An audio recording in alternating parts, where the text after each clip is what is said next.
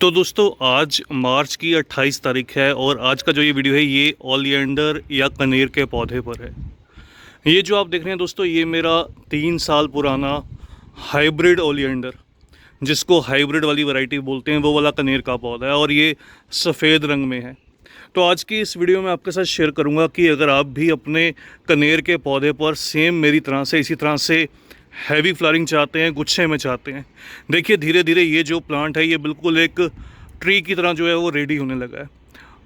तो आज की इस वीडियो में इस पौधे के लिए ख़ास जो देखभाल है, उसके साथ साथ इसके लिए जो ख़ास फर्टिलाइज़र इस्तेमाल किया जाता है, वो सब शेयर करने वाला हूँ। दोस्तों अगर बात करूँ तो ये जो ओलियंडर कनेर का पौधा रहता है ये हैवी फ्लावरिंग समर प्लांट और परमानेंट प्लांट है।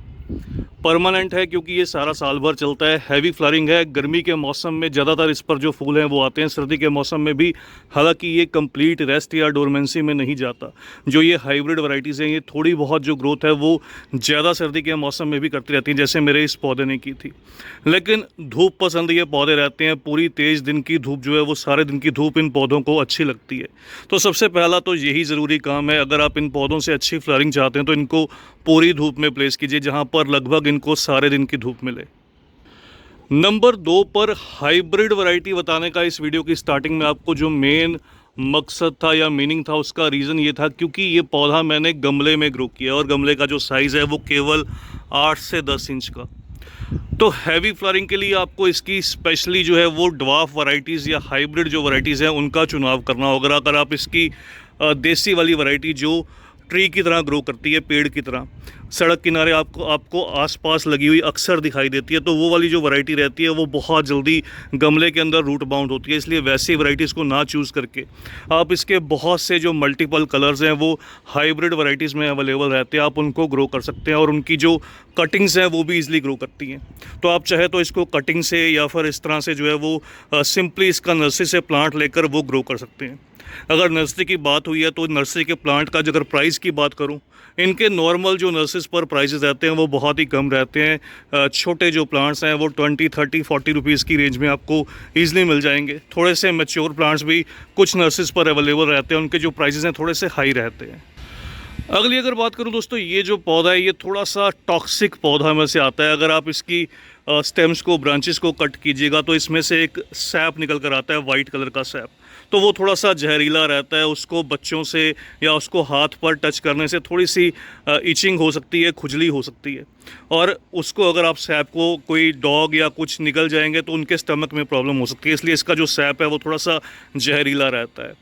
और इसके ऊपर सीड पोड भी डेवलप होते हैं। अगर मैं कोशिश करूंगा आपको सीड पोड की जो पिक है वो स्क्रीन पर दे दूं, तो फ्लावर्स के बाद बहुत चांसेस रहते हैं, अगर आपके पौधे में अच्छे से पॉलिनेशन हो तो इसमें बहुत से जो मल्टीपल सीड पोड्स हैं वो भी डेवलप होते हैं। अब हैवी फ्लावरिंग किस तरह से ली जाती है? हैवी फ्लावरिंग के लिए 2 चीज़ें बहुत इंपॉर्टेंट है। नंबर 1, आपके पौधे पर मल्टीपल ब्रांचेस होना। मल्टीपल ब्रांचेस किस तरह से आएंगी? आपको पौधे की टाइमली जो है वो ट्रिमिंग करनी होगी। ये देखिए मैंने भी अपने इस प्लांट की जो है वो पिछले सीज़न मतलब अक्टूबर नवंबर में इसकी जो हार्ड प्रूनिंग है वो की थी।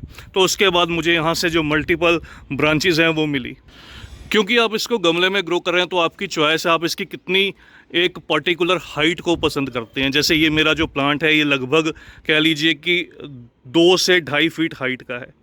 तो आपको कितनी हाइट की चॉइस है, आप उतनी हाइट रखकर इसको ऊपर से जो है वो कट कर दीजिए, चॉप कर दीजिए। हालांकि इसका आप कोई प्रॉपर शेप में जो बोनसाई है वो मुश्किल से डेवलप कर पाएंगे, लेकिन इस तरह से कह सकता हूँ कि एक कैनोपी की तरह, एक ट्री की तरह या अम्ब्रेला की तरह जो इसका टाइम के साथ जो बोनसाई है वो खुद ब खुद डेवलप होता रहेगा। कटिंग प्रूनिंग के लिए 2 मौसम बहुत ख़ास रहते हैं। एक तो इस समय स्प्रिंग सीज़न, इसकी फरवरी में जो है वो कटिंग प्रूनिंग करना सही रहता है। फरवरी में कीजिए, बरसात के मिड में कीजिए, बरसात के बाद कीजिए। बहुत ज़्यादा सर्दी का मौसम छोड़कर और बहुत ज़्यादा गर्मी का मौसम, जब टेम्परेचर 40-45 डिग्री से अबव रहे, इन दोनों टाइमिंग को छोड़कर आप किसी भी समय इनकी जो कटिंग प्रूनिंग है वो कर सकते हैं। लेकिन रीपॉटिंग जो बढ़िया रहता है, इनको रीपॉट भी करना पड़ता है 2-3 साल में एक बार, जब ये गमला पूरी तरह से रूट बाउंड हो जाए। तो रीपॉटिंग के लिए इन पौधों को कोशिश कीजिएगा आप मॉनसून के टाइम, जब बरसात का मौसम रहे, या फिर इस समय फरवरी, मार्च या अप्रैल के मौसम में, तो इस समय इनको रिपोर्ट करना सही रहता है। और अब लास्ट में बात करते हैं दोस्तों फर्टिलाइज़र के बारे में। फर्टिलाइज़र क्या फीड किया जाए जिससे ये पौधे अच्छे से फ्लरिंग करें, हैवी फ्लरिंग करें। ये देखिए आपको सामने की तरफ दूर नज़र आएगा, इस समय पर मेरे गुलाब में भी बहुत अच्छे से जो फ्लरिंग है वो कंटिन्यू चल रही है। तो हैवी फ्लरिंग के लिए क्या है, हैवी फ्लरिंग के लिए ये पौधे थोड़े से ड्राउट टॉलरेंट हैं, हार्डी हैं, सन लविंग है। तो इन पौधों को कोई बहुत हैवी फर्टिलाइज़र भी नहीं चाहिए होता। आप इनको कभी कभार जो है वो DAP के कुछ दाने या फॉस्फोरस, आप जो भी यूज़ करना चाहें, फॉस्फोरस रिच कोई भी इनको जो फर्टिलाइज़र है वो लगभग 1 महीने में एक बार 1 चम्मच। अगर आप DAP इस्तेमाल करते हैं तो गमले के साइज़ के अकॉर्डिंग 10 या 15 या 20 दाने, लेकिन अगर आप बॉन मिल का इस्तेमाल करते हैं जो कि ऑर्गेनिक रहती है तो उसका 1 चम्मच हर महीने एक बार इसकी गमले की गुड़ाई करके इसमें डाल दीजिए। उसके अलावा इसके ऊपर आप पोटाश का स्प्रे, NPK बैलेंस जो रहता है 19-19-19 20-20-20 इस तरह से किसी भी चीज़ का स्प्रे कर सकते हैं। ऑर्गेनिक जो पोटाश है मैंने कई बार आपके साथ शेयर भी किया है, वो भी नर्सेस पर अवेलेबल रहता है, तो आप उसको भी इसकी मिट्टी के अंदर जो है वो स्प्रिंकल कर सकते हैं। और 2 महीने में एक बार इसको अच्छे से, इसकी जो सॉइल है थोड़ी सी एसिडिक रहे, बहुत ज़्यादा न्यूट्रल या अल्कालाइन ना जाए, क्योंकि इन फ्लावरिंग प्लांट्स को हल्की सी जो एसिडिक सॉइल है वो पसंद रहती है। इस कारण से इनकी 2 महीने में एक बार इनकी गुड़ाई करके अच्छे से इनकी मिट्टी के अंदर 2 से 3 मुट्ठी जो है वो वर्मी कंपोस्ट या काउडंग जो भी आपके पास हो, कोई भी किचन वेस्ट कंपोस्ट हो, उसको इसकी गमले के अंदर जो है वो मिला दीजिए। तो बस दोस्तों इतना करने से आप नोटिस कीजिएगा आपके जो पौधे हैं सेम मेरे इस पौधे की तरह जो है वो बुशी घने दिखाई देंगे और हैवी फ्लरिंग करेंगे।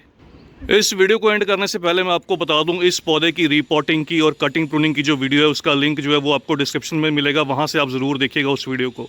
और जल्द ही मिलते हैं किसी और नए टॉपिक के साथ, किसी और नई वीडियो के साथ। तब तक के लिए bye, happy gardening, take care.